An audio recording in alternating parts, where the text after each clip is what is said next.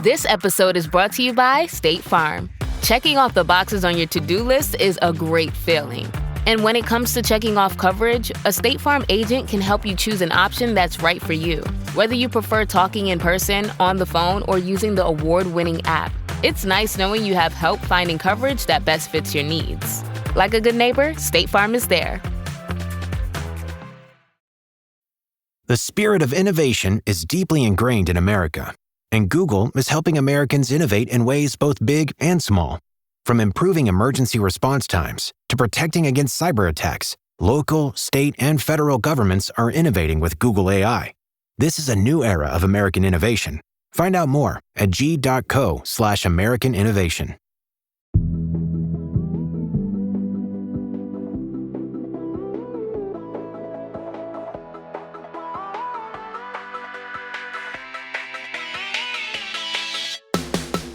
Hey, I'm Kate Lindsay, and you're listening to ICYMI, or in case you missed it, Slate's podcast about internet culture. And we're joined today on the pod by Slate senior writer Ben Mathis-Lilly. Ben, welcome. Thank you for having me. I'm very excited to be a part of this cultural phenomenon. Yes, on your last week at Slate, no less. I know. Bittersweet. It's kind of like senior week. Like, anything goes. Exactly, yeah. I'm going to write a couple articles about politics on the internet. I mean, maybe I should do something more fun than that. That was the only thing I had planned.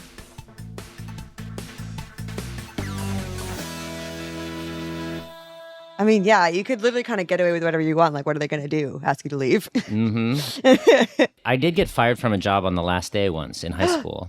Oh, my God. Okay. Yeah. So you could maybe break that record now here. Yeah, well, no, I want to stick it out this time, you know? Oh, yeah, fair enough. So we are actually here to honor your past 11 years at Slate, where you wrote such pieces as, wouldn't it be nice to get knocked out cold with a shovel for exactly 6 weeks and 5 days? And that honestly needs no context, but in the context of it is awaiting the 2020 election, where I felt very similar. And it actually led to the creation of something called the shovel meter. Could you explain the shovel meter really briefly? I think it was just like, how badly you wanted to get knocked out with a shovel at any given time, right? Given what was happening in the political discourse at the moment.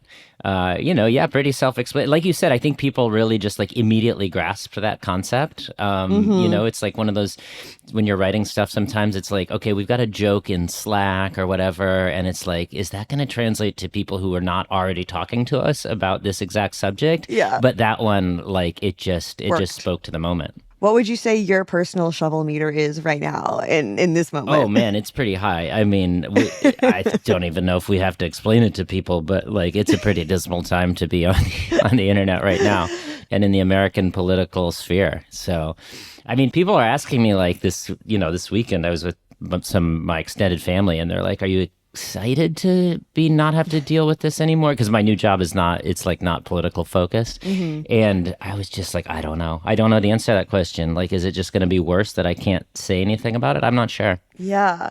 Well, that's one of the things I definitely wanted to hit on in our conversation today, because we're doing an Internet Diaries with you. But you, in order to cover politics, have to be on the internet in a way that I am confident would send me to the hospital. And so I'm really curious about how you pull that off. I mean, despite consuming what must be just like horror after horror each day, you've actually also been given the title, I saw this when the announcement broke, of funniest person in Slate Slack.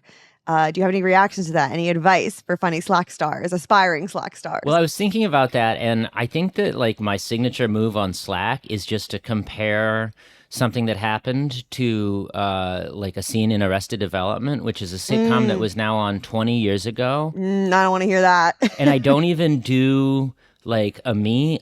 I'm so old that I'm not really like naturally like fluent in like meme images or macros. So I'm literally just like writing out a paragraph about like why I think this thing is like a part of Arrested Development.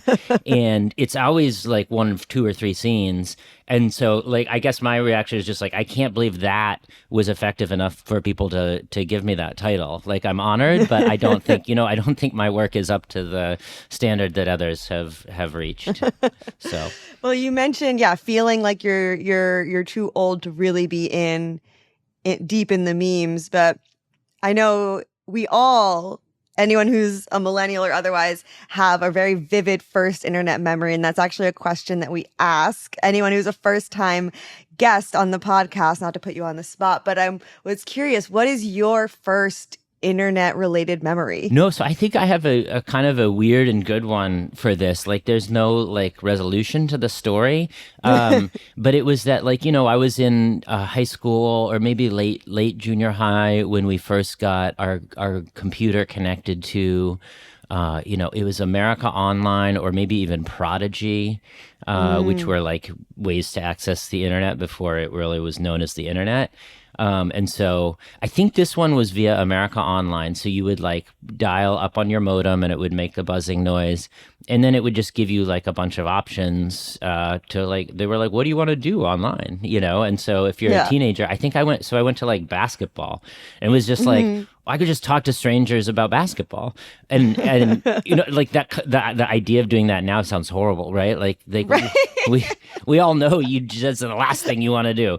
But I think I jumped on like one of these rooms and it would just like, I don't know, just like assign you someone to talk to. I remember it was like it was like what we would now call DMs. Yeah. And I was talking to someone who had like a screen name, like, Hoop Guy 42 or something like, and he was like, guess who I am? And I was like, well, I don't know. Like, he's like, I'm good at dunking or something. And via the clues he gave me, he was like, I like to play basketball. I can jump high.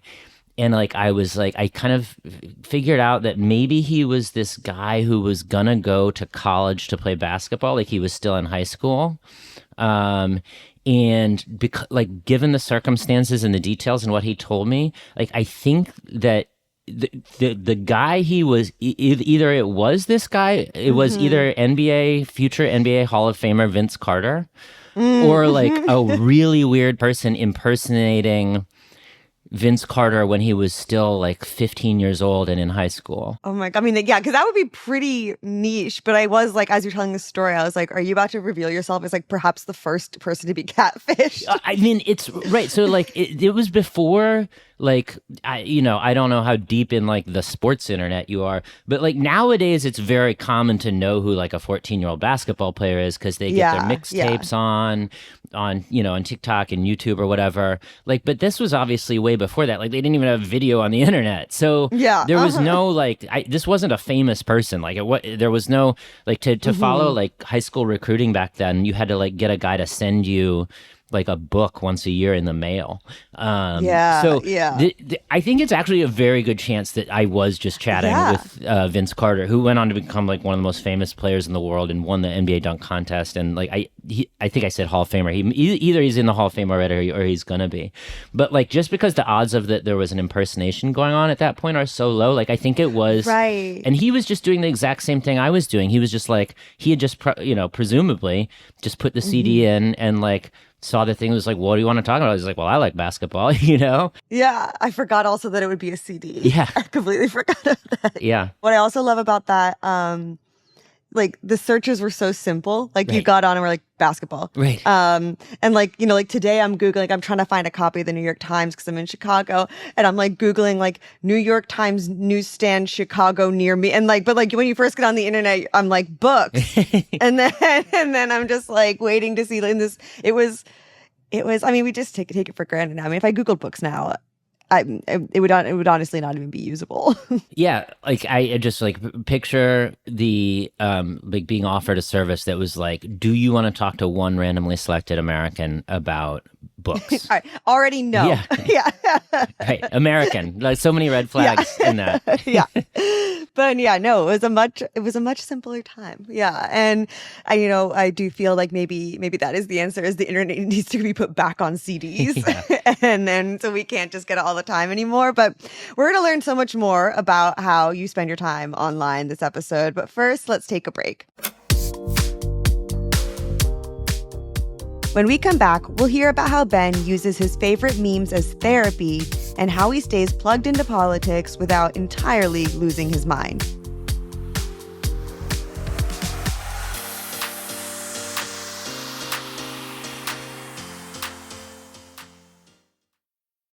At Sierra, discover great deals on top brand workout gear, like high-quality walking shoes, which might lead to another discovery. 40,000 steps, baby. Who's on top now, Karen? You've taken the office step challenge a step too far. Don't worry, though. Sierra also has yoga gear. It might be a good place to find your zen. Discover top brands at unexpectedly low prices. Sierra, let's get moving. Raise the rudders! Raise the sails! Raise the sails! Captain, an unidentified ship is approaching. Over. Roger. Wait, is that an enterprise sales solution? Reach sales professionals, not professional sailors. With LinkedIn ads, you can target the right people by industry, job title, and more. Start converting your B2B audience today. Spend $250 on your first campaign and get a free $250 credit for the next one. Get started today at linkedin.com/campaign. Terms and conditions apply.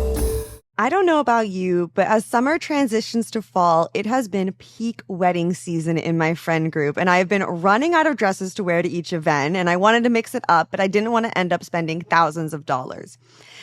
So I turned to Quince, and I opted for the washable stretch silk high-neck midi dress in, of course, butter yellow, which worked as a bridesmaid's dress, but that I also know I'll be turning to again and again this holiday party season. Now that things are calming down and I can rest and recoup, I've been wearing my Quince ultra soft high-rise leggings to yoga, or if we're being honest, also to my couch because it is getting a little too cold out for me to venture outside. Quince has all the elevated essentials for fall. Think 100% Mongolian cashmere from $50, washable silk tops and skirts, and perfectly tailored denim, all at prices that feel too good to be true. Keep it classic and cozy this fall with long-lasting staples from Quince. Go to quince.com/online for free shipping on your order and 365-day returns. That's QUINCE.com/online to get free shipping and 365-day returns. Quince.com/online.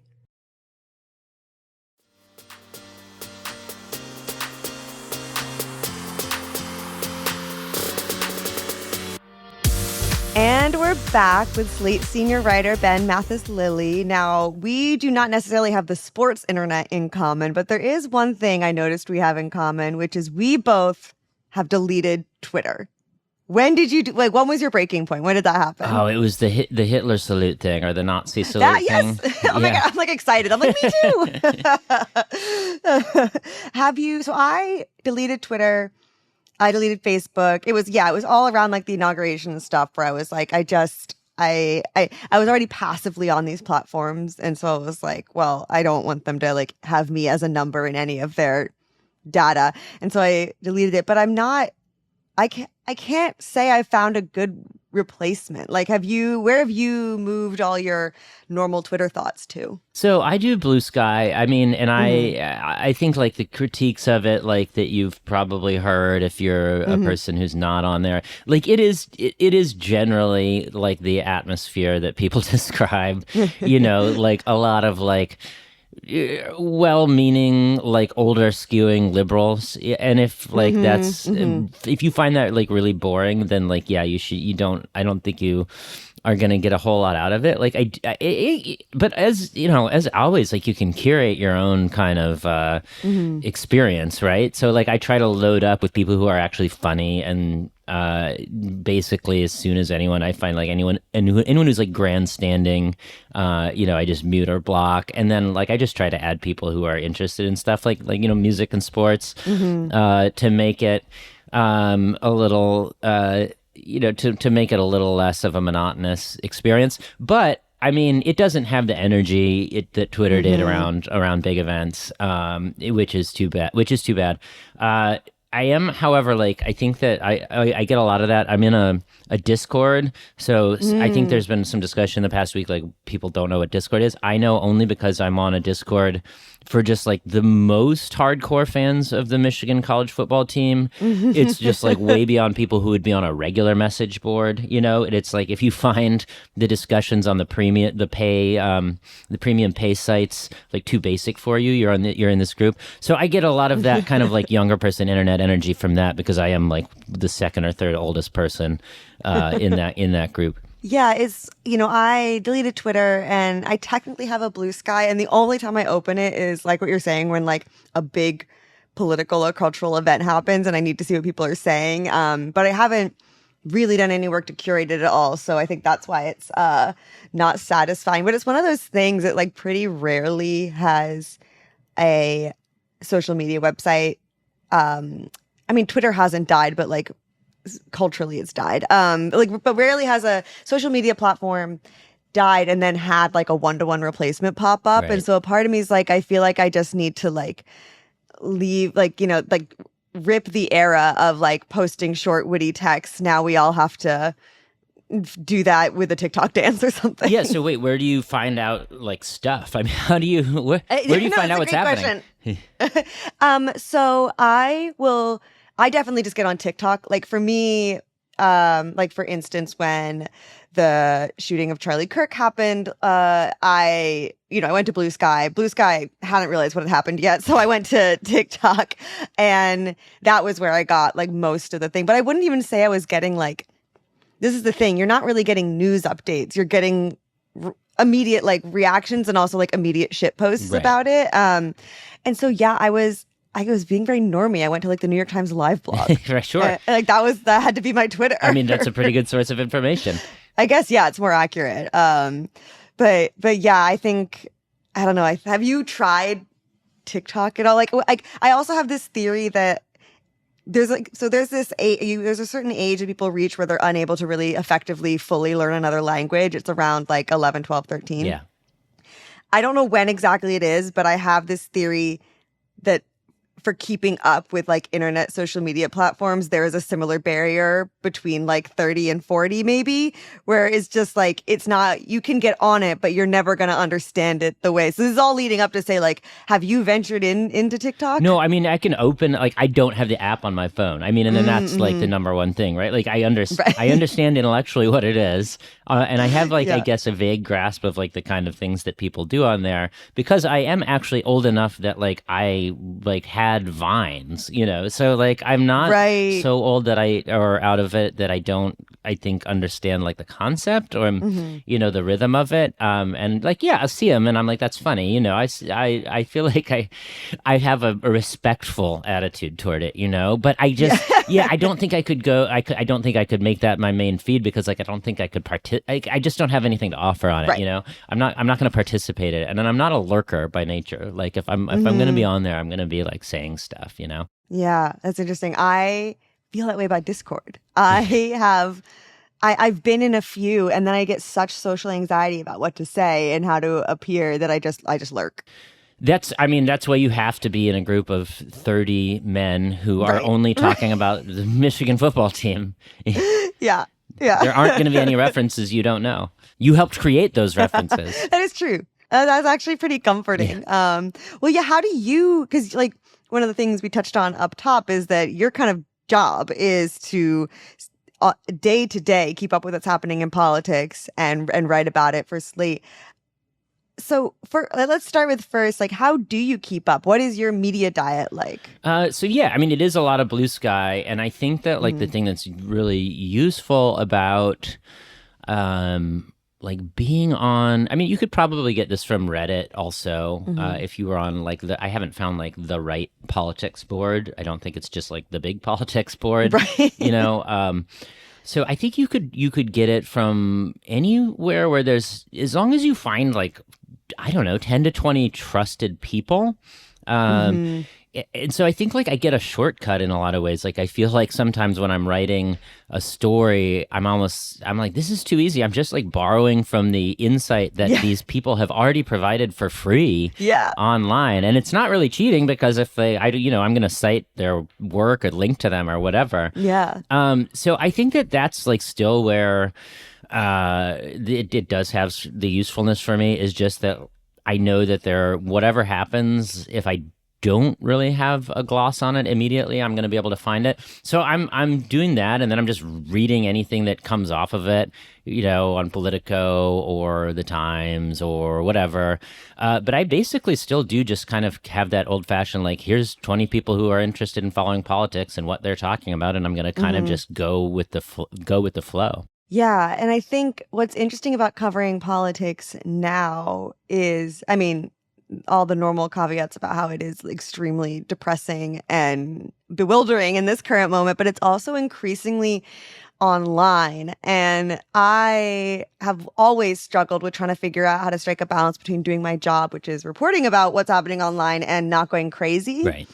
At least the things I'm writing about can end up being like, trends on TikTok about like food. Like that's not that depressing. But for you, I mean, I would say there's a new horror every day. I imagine when you open your social media feeds. How do you do that? Do you set any boundaries? Do you have any filters? Do you log off, or do you just endure? I should probably be more systematic about it. I think I just endure, and I think that I can tell when I'm kind of trying to, when you're pulling the app, your 4 different apps down to try to get a new, some new comment, and then you could just recognize. Eventually, if you're enough of a veteran, you recognize that you're engaging in that behavior, and you do just need to set your phone down. I don't have anything systematic about it. I know a lot of my friends have like done the time counting stuff or have certain periods of the day, and I probably should do that more.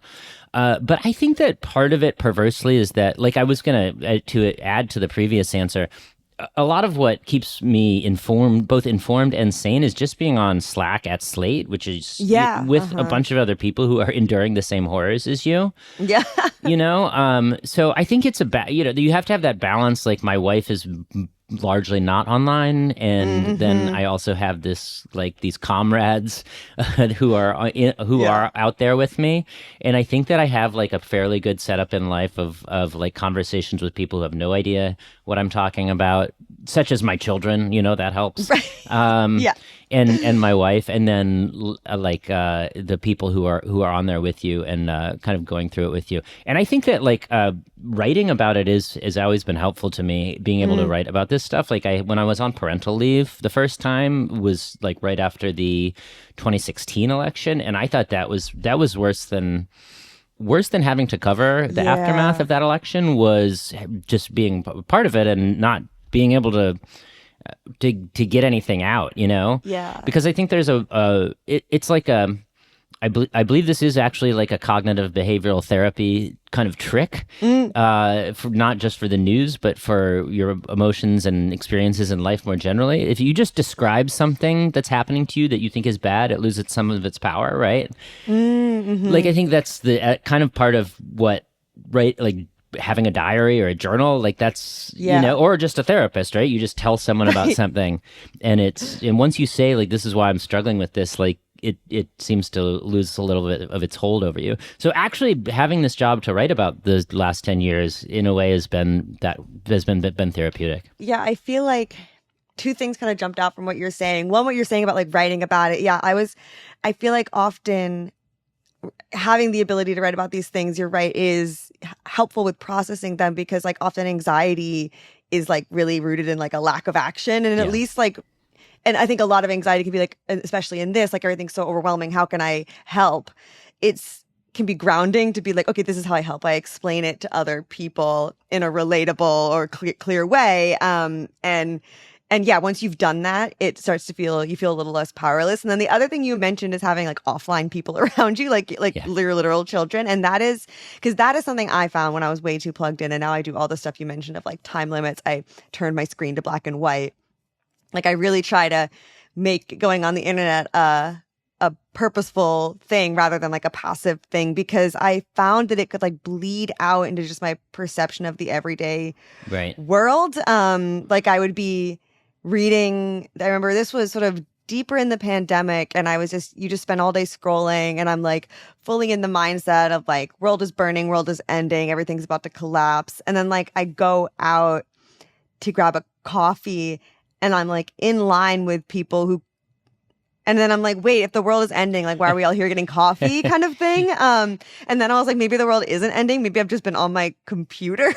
So yeah, I feel like my husband's similarly like not super online. I think you have to have like offline partner, online partner, but online and online, I don't know. That's dangerous. It's a dangerous combination. Yeah, I think something I've gotten good at because of the pandemic and because of January 6th or all the stuff that's happened. Like, I actually think I have a pretty healthy ability to be upset about something that's happening more widely in society, but also realize that my own life can still have positive feelings in it.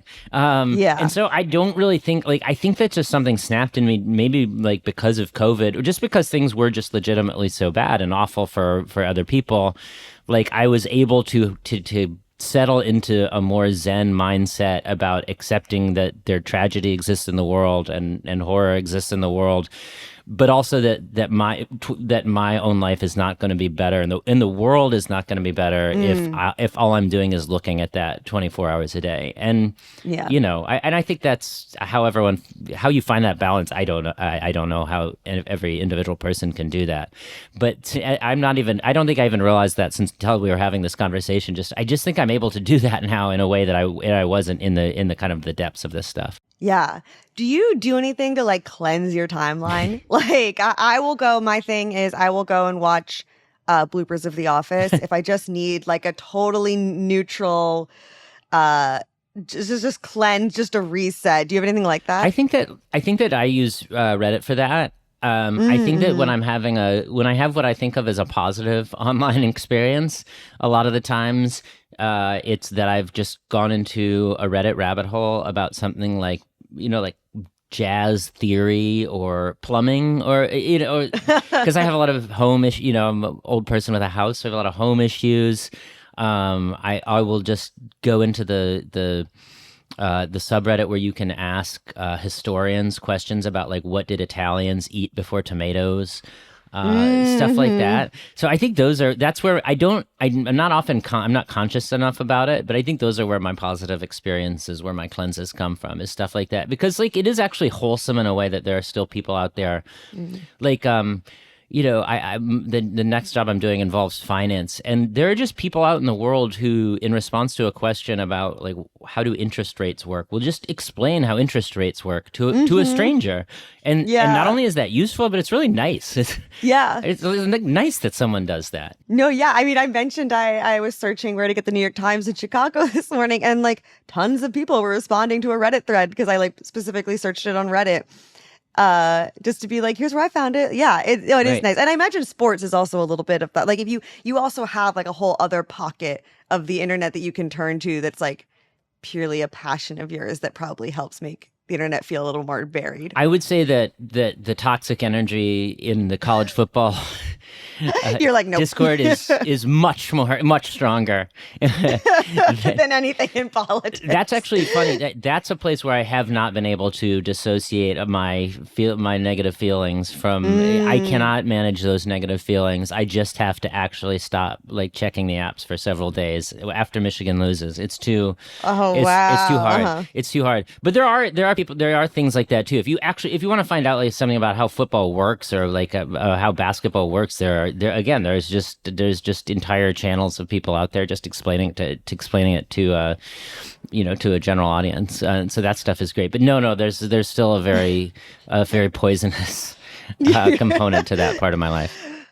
Well, then I'm curious, what is the last thing that like brought you just pure, straightforward like joy online?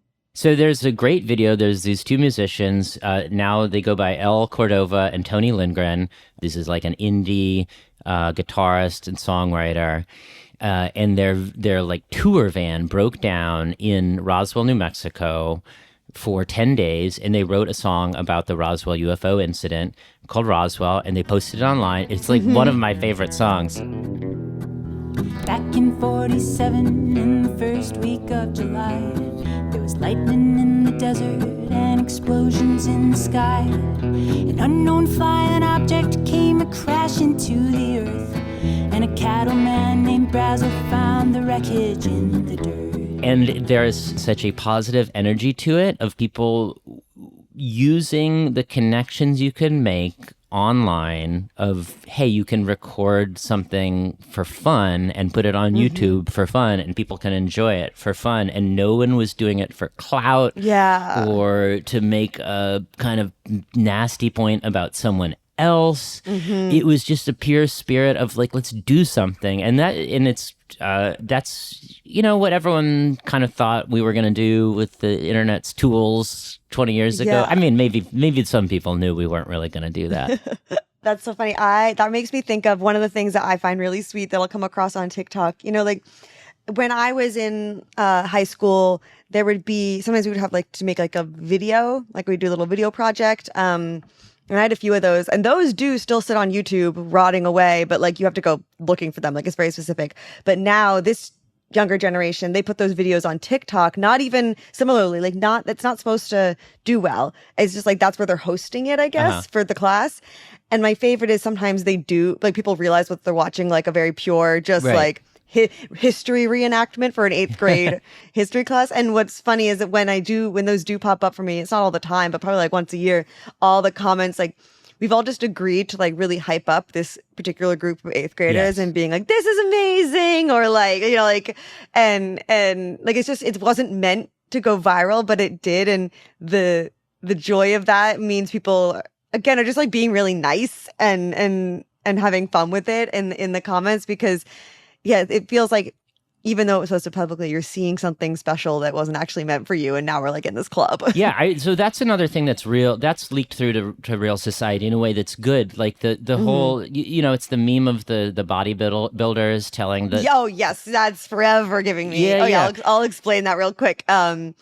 This is one of my favorite internet interactions of all time. Do you remember exactly when it took place? I have no idea. It's like early 2010s or late 2000s, something like that. And it is two bodybuilders on a bodybuilder forum trying to talk about a workout they do every other day for 2 weeks, something like that. But basically, they can't agree on how many days are in a week, which sounds ridiculous until you start reading through this. And you do start to be like, wait, how many days are in 2 weeks? And what does every other day even mean in this context? So yes, it's one of my favorite things. That's a completely different bodybuilder meme than I was talking about. What? How are there two of these? Yeah, I'm talking about the one where there's like a little skinny kid on a keyboard, and he's asking people like, he's asking like the really jacked guys what he should do, and they're just being really encouraging toward him. I think, yes, this is ringing a bell. I can't wait. Are you aware of the one I was talking about? Yeah. That's also one of my favorite just events that has ever occurred. Wait, I didn't realize there were two bodybuilders. Wow, we have to somehow get them to link up. So there's the one where it's just like guys with big muscles being encouraging to a skinny little kid, and that spirit of positivity and like yes king and like go for it.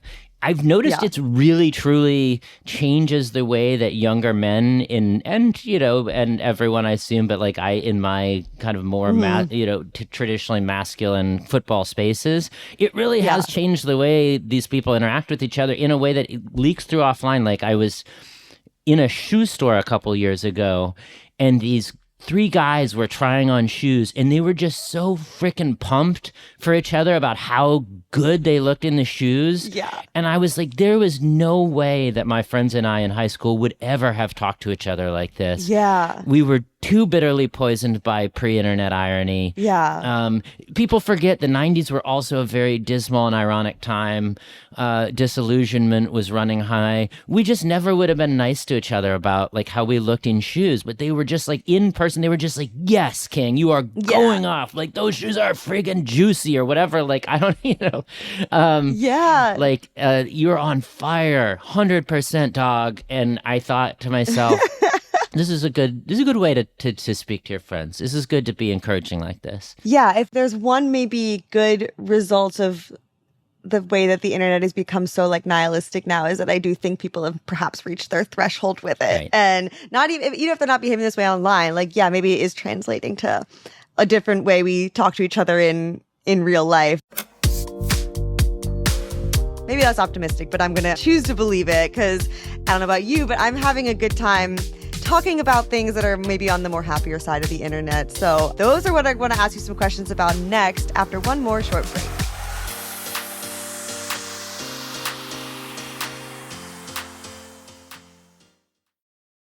Today's world is changing so fast that it's easy to feel lost. One thing that can help is amazing mentors. If you're in need of insights that could make your life better, you need Masterclass. Now, as a writer and longtime David Sedaris fan, I knew the moment I saw his storyteller and humor class that it was the class for me. Specifically, I'll be learning how to turn everyday moments into funny stories. But this isn't just helpful when it comes to my job.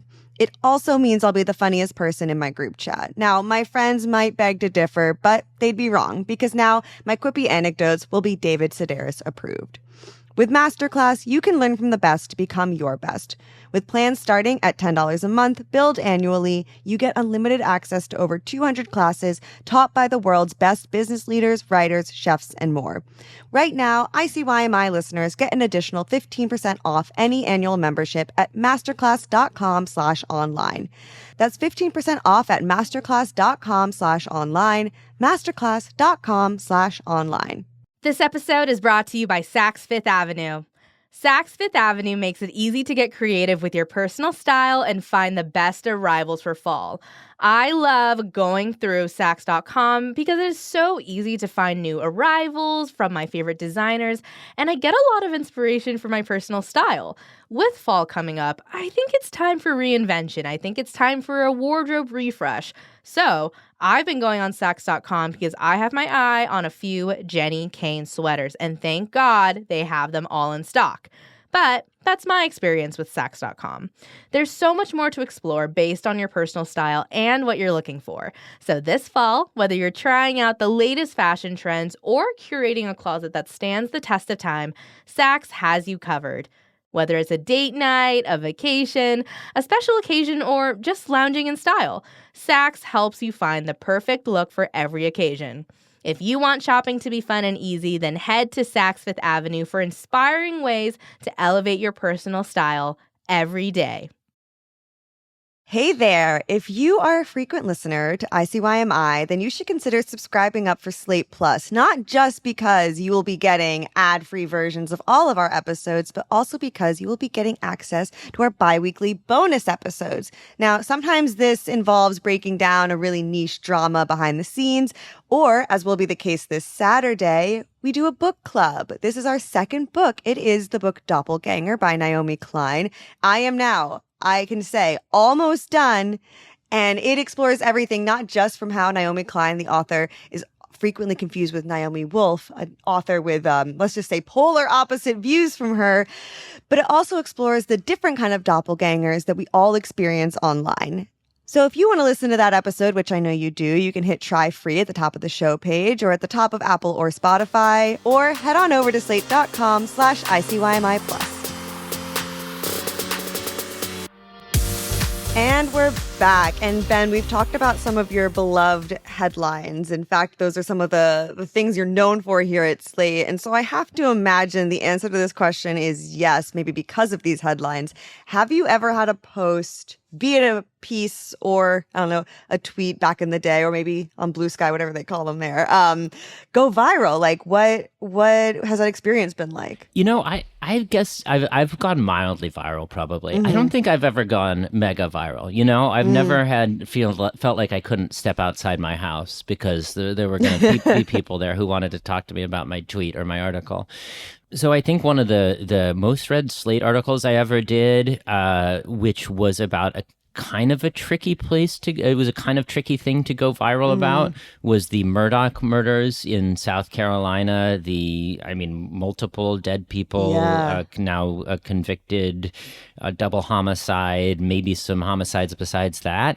And so I think this is credit to Slate's Josh Levine, who came up with the headline for that article, which was, "Let me say this with as much sensitivity as I can. Wow, that's a lot of dead people and crime." No, that's so good.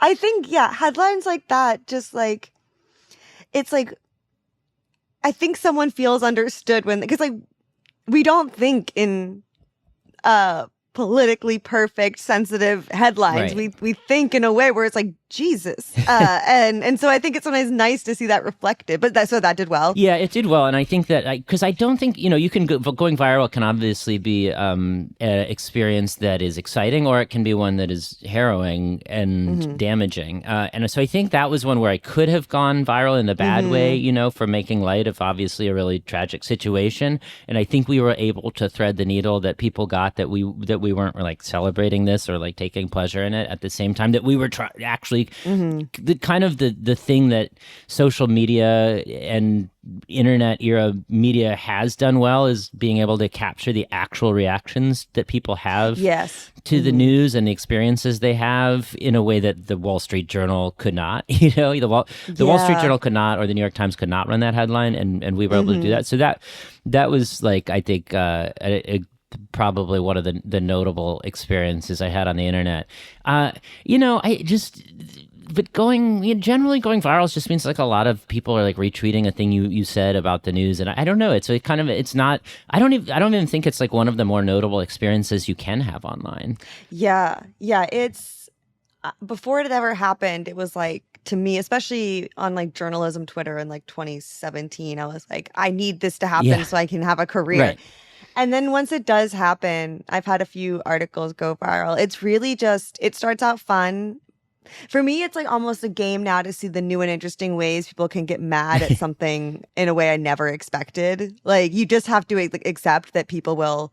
Like, I wrote a piece about lamb chop and why dogs love the lamb chop toy. And I was like, this is a wholesome, feel-good story.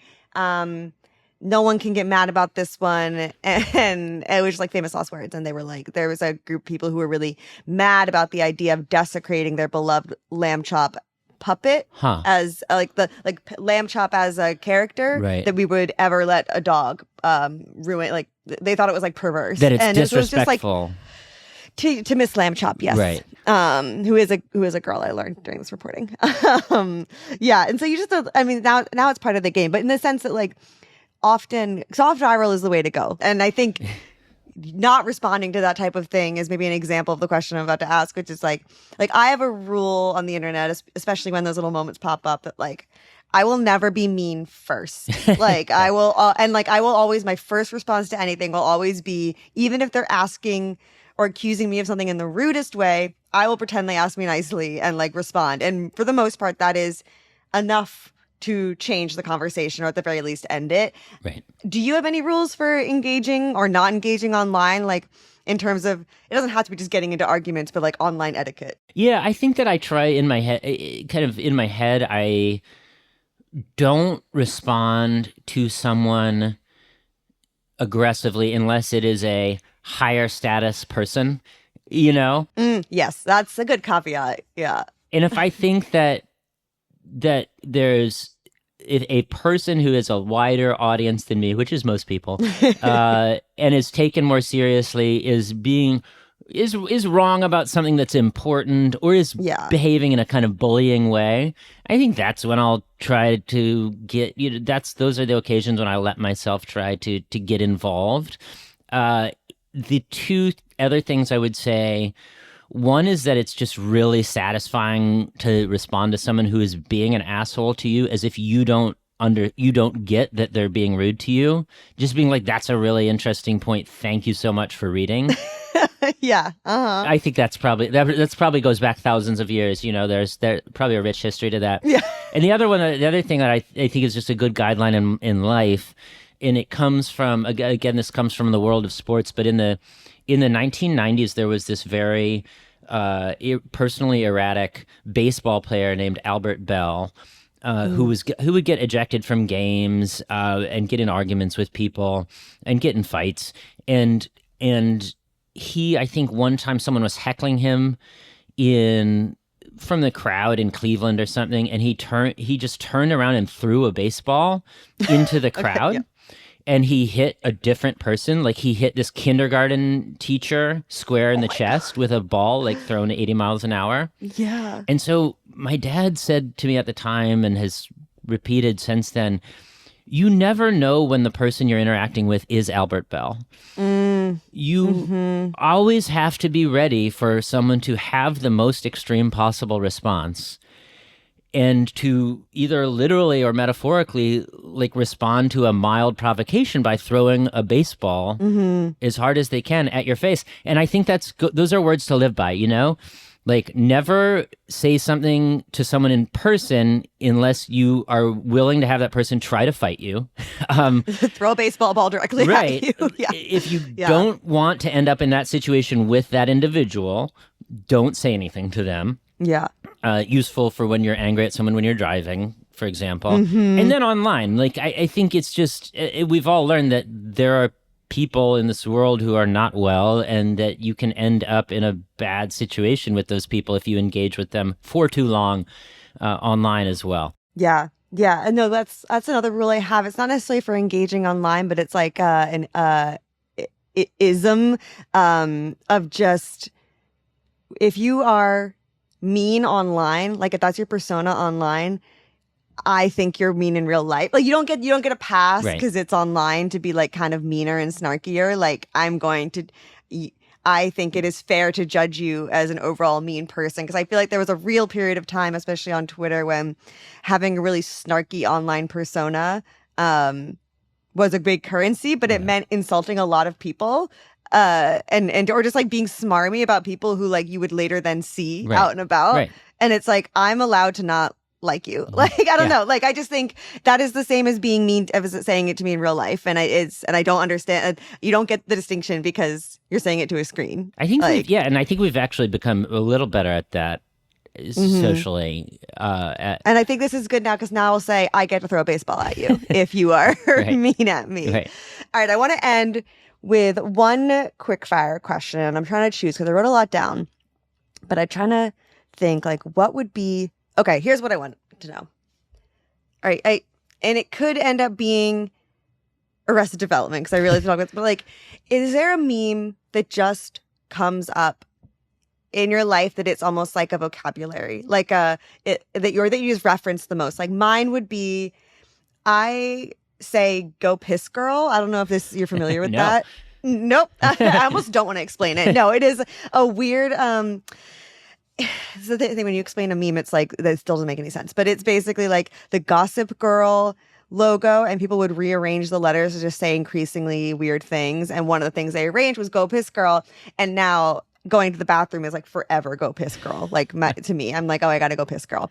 So that's mine. I'm curious if there's like a meme that you just reference a lot, or that like has just been totally folded into your vocabulary. I think that the meme that's actually helped me therapeutically, this became a conversation that's more about self-help than I expected, is, do you know the Alonzo Mourning gif? No, but let me look this up right now. You definitely know it. It's the basketball player who's sitting on the bench, and he's like shaking his head, and he's like, yes, he's like, yes. But then he's like, then he's kind of raises his eyebrow, and he's like, well, you know. Well, yeah. And I think that's a great attitude to have toward events, toward any kind of event. And I find myself doing that face a lot. And when I do that face, I think to myself, like, yeah, like that's the right way to deal with, you know, it's kind of like a bad thing happened to me, but like a much worse thing could have happened to me, you know? Or like, hey, but I still got my my health and my family, you know, it's just like an affirmation. And I think that's I like to have the picture of Alonzo Mourning in my head when things happen. And then the other one is just like the Vince McMahon, the escalating. I mean, it's the guy who, it's a very problematic individual who ran or runs the Worldwide Wrestling Entertainment Company. And I think it's like him learning about something, and he gets increasingly more excited and almost euphoric, and in a kind of disgusting pseudo-sexual way the more he hears about it. So it's just like when you hear four things and each one of the things makes you more excited.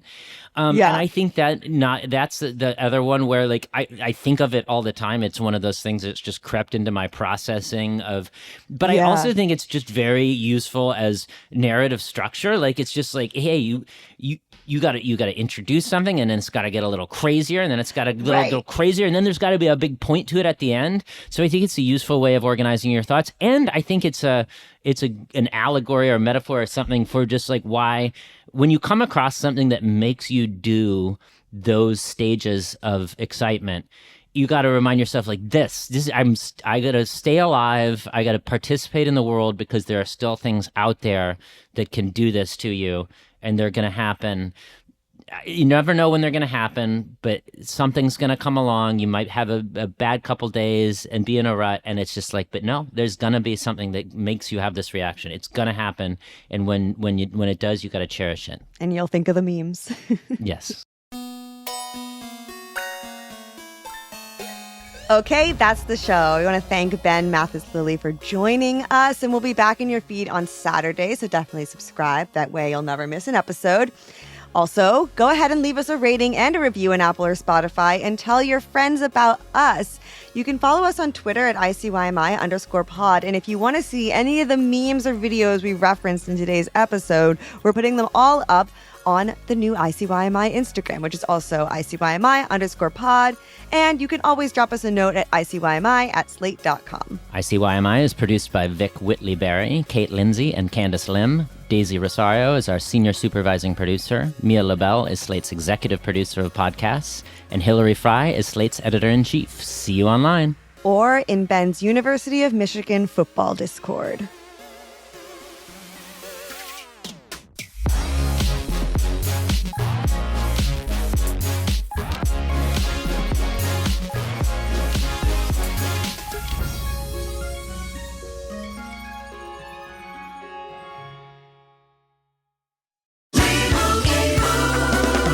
Doug. Here we have the Limu Emu in its natural habitat, helping people customize their car insurance and save hundreds with Liberty Mutual.